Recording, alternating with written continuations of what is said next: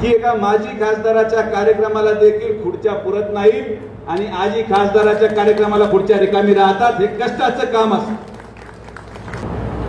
एकही केंद्रीय प्रकल्प मागच्या 1 वर्षामध्ये जिल्ह्यामध्ये आला. नगर शहरामध्ये मागच्या 1 वर्षामध्ये एक तरी विकास कामाचं नारळ फुटलं.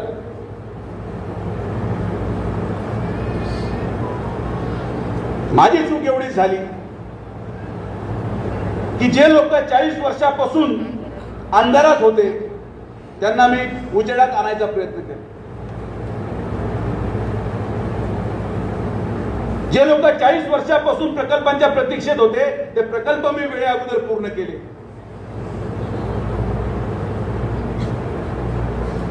आणि मला हे माहिती होतं की मी काय करू शकतो आणि मी आजही करत राहणार. मी थांबणार नाही.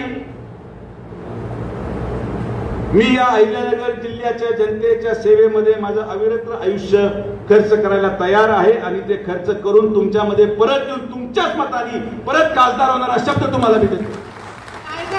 काय करा मी जिंदा आहे. आपण ना कुठं गेलोय ना कुठं पळून जाणार. ठामपणे